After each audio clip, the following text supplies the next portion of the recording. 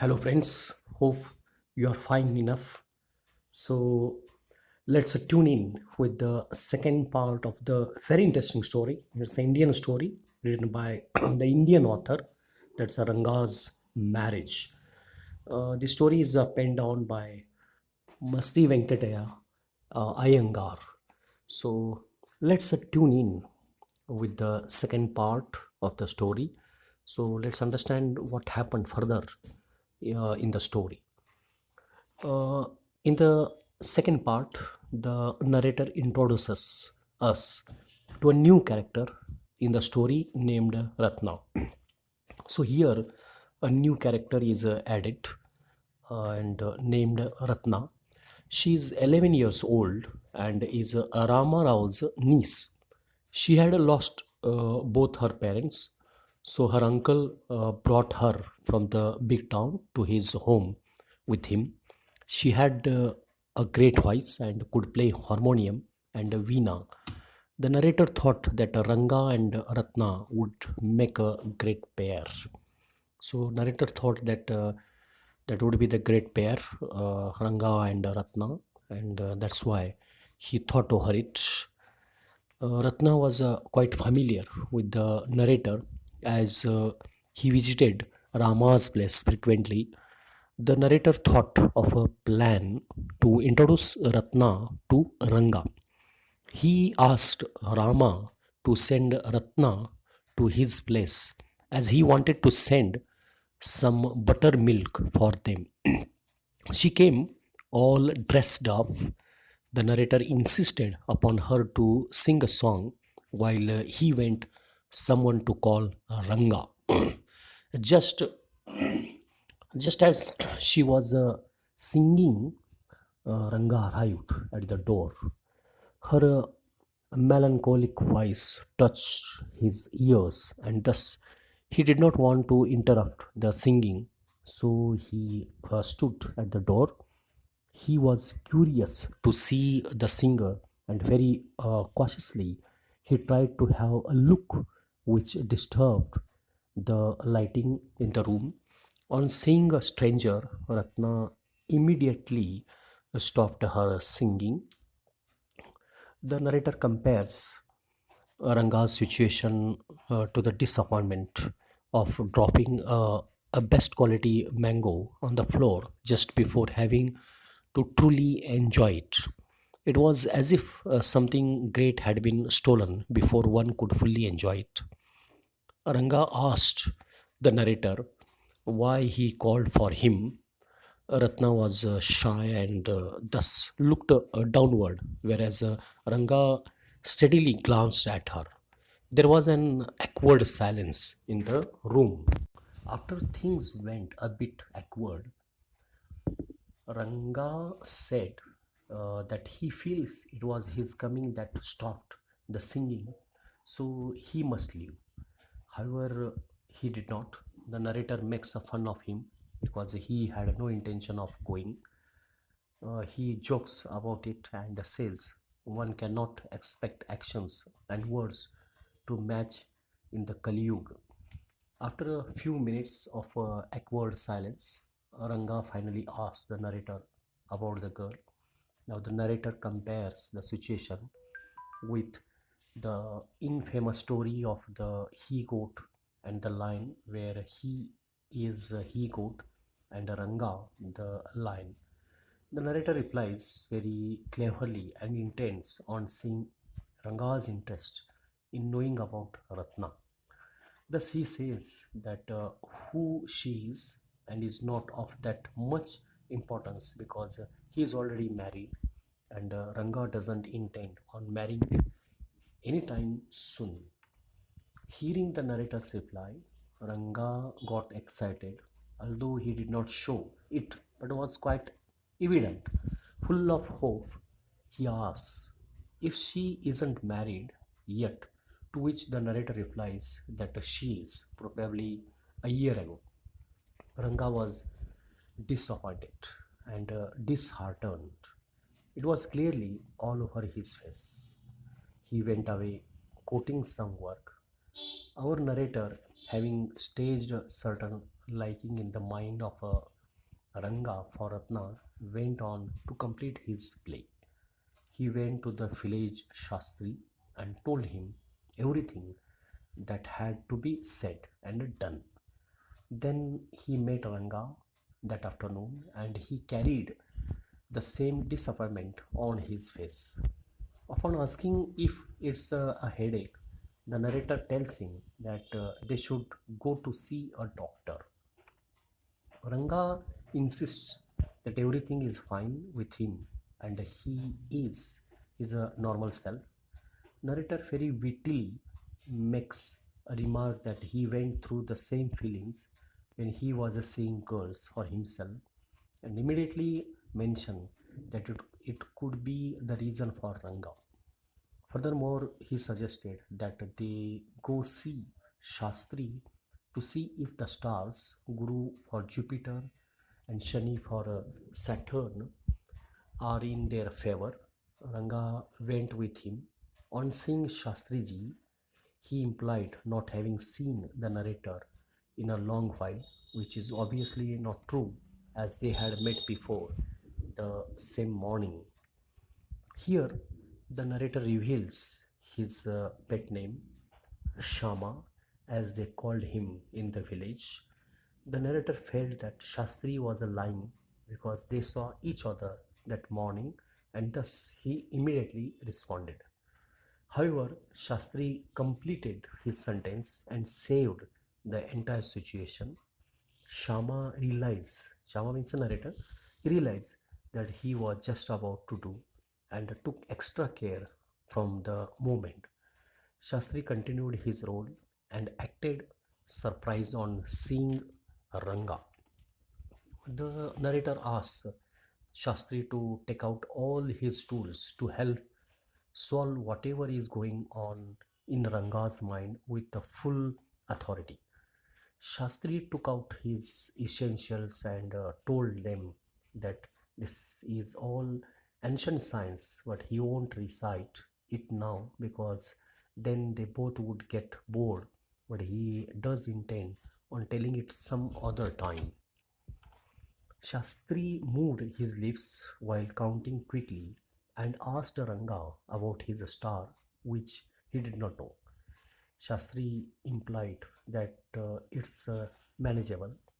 He appeared to be doing certain calculations. After a moment, he indicated that Ranga has a girl on her mind. Even after trying his best, Shama could not control his laughter because everything was set by the narrator. Narrator had told earlier Shastriji that what he should tell, what uh, information should be provided, and what calculation should come up in the discussion. So everything was set by narrator. He thus posed question to Shastri, asking about the details of the girl. Shastri thought and replied that the girl is likely to have a name of something found in the ocean. Their guesses include Kamala, uh, Panchi, Moss, Pearl, and then suddenly Shastri said Ratna. All of it came together. Now a girl named Ratna, who is the niece of Ramarao. That's it. Ranga was thinking about her only. Ranga was both surprised and happy because Shastri's predications were right. He immediately became disappointed when he recalled that she was married. Shastri said that he did not know all that and there might be another suitable girl. To make it look real, Shastri informed in their name, guessing game, and told them that he only told what can be read. Both of them left, crossed Rama Rao's door, where Shama went to see Ratna for a minute and came back. When the narrator comes back, he announces that fortunately Ratna is not married and someone might have wrongly conveyed it to him about that. Once again, narrator set the okay plan, and he entered in Ramarao's house. And after some time, he came back and he announced that Ratna was not married, and someone might have wrongly conveyed him about her marriage, but actually she was unmarried. Actually, it was lied by the narrator. So now he was trying to bring all the things on the proper track. The narrator expresses his amazement at this fact that he has been thinking about Ratna and asks him to swear upon the truth. To his surprise, Ranga told him the truth that whatever Shastri said is true. His belief in all the Shastras had strengthened. Shama went to see Shastri that evening when he was near the well and remarked about how well he did what Shama told him to. Shastri seemed to not like what the narrator was saying. Thus, he says that whatever he said could be very clearly be seen in the Shastras. He completely disagreed with having staged the entire conversation. And then this discussion was there between narrator Shama and Shastri in the evening, and we discuss what had happened earlier in the afternoon, in the morning, at Shastriji's house. So openly they spoke, they discuss all those things. Now the narrator takes us a few years forward, where Ranga and Ratna are happily married. So now the story uh, took turn to the okay for a few years forward. This is the next phase of the story, or this is the concluding part of the story. The narrator takes us a few years forward, where Ranga and Ratna are happily married, had a 3-year-old son, and Ratna was 8 months of pregnant. Ranga's sister had come over to help them. It was Shama's birthday. Yes, the couple named their son after the narrator, as it is a common foreign tradition. The name your child after someone you truly admire. When the narrator went there for dinner, Shama came running to him only to show his love by holding his leg. The narrator kissed him and gave him a ring. The narrator writes an ending note to all the readers, hoping that they were not bored. So Ranga had given name Shama to his child. So this is a respect shown by Ranga to the narrator Shama. Well, friends, the story ends with a happy end. So there is a happy ending in the conclusion. Ranga's marriage is an interesting take on the story of a marriage by Masti Venkateshwara Iyengar. In this story, the narrator tells us about a very interesting incident, a very interesting event from his life, and even characters. It is about the village of Hoshalli. In that village, there was a young boy, Ranga. The special thing about Ranga is that he is the first one to go to the Bangalore to learn English. Thus, upon returning, the narrator as well the villagers wishes to see him. They feel that Ranga would now be changed, but he didn't go through any changes. The narrator decided to marry off Ranga to a suitable girl.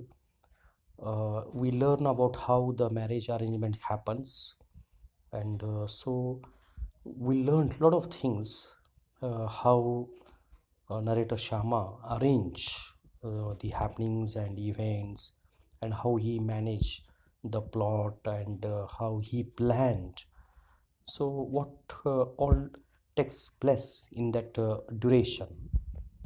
Ranga even greeted everyone with the namaskar, so that reveals his character, that he respected Indian culture or southern region culture, and thus everyone okay understood that Ranga was not changed, though he had gone to Bangalore to receive English medium school education. The village of Hosahalli is a nice village with very good mangoes. It was a very small village, which is not even that famous. After the villagers leave Ranga's house, the narrator stay back at his place to talk with him. Thus, they started talking, and the narrator thought it would be a good idea to find a suitable girl for Ranga. Is not thinking of a marriage just yet, and wishes to marry to only a mature and admirable girl.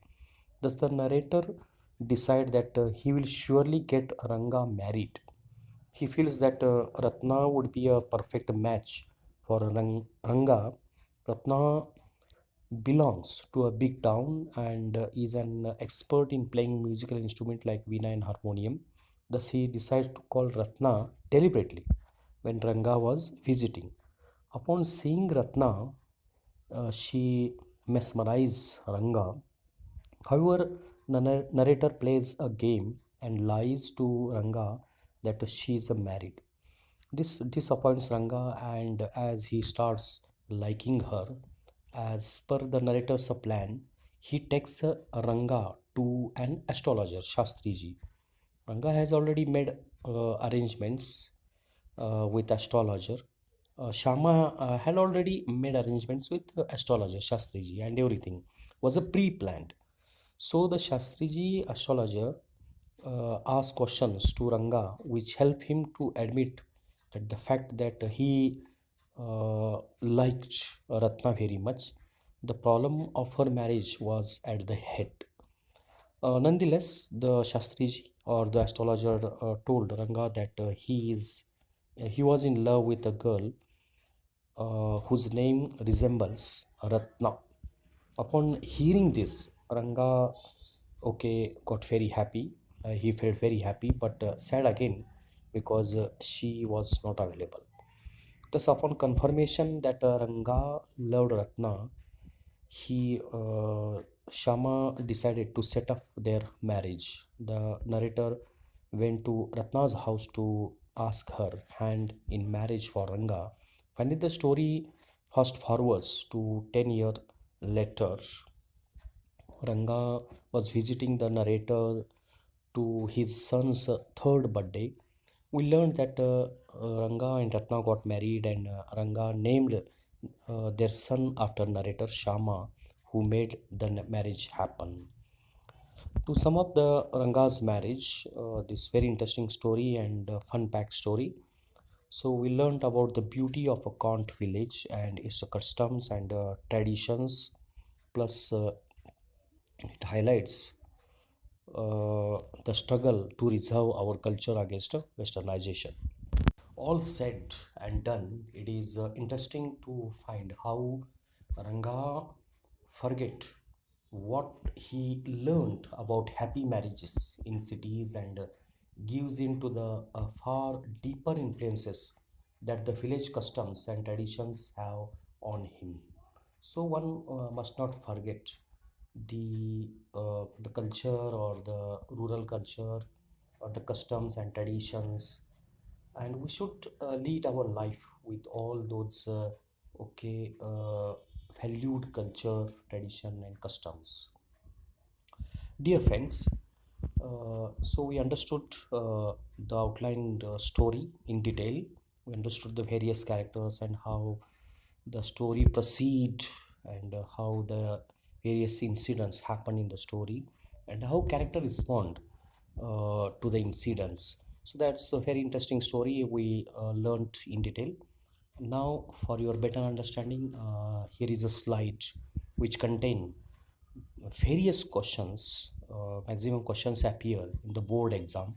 So for better preparation for board exam, and for better understanding and better preparation, for your help, for your support. Here are some of the questions so you can read out and you can prepare for your board exams. Thank a lot for watching this video. Thank you very much. And dear students, keep on watching videos and respond.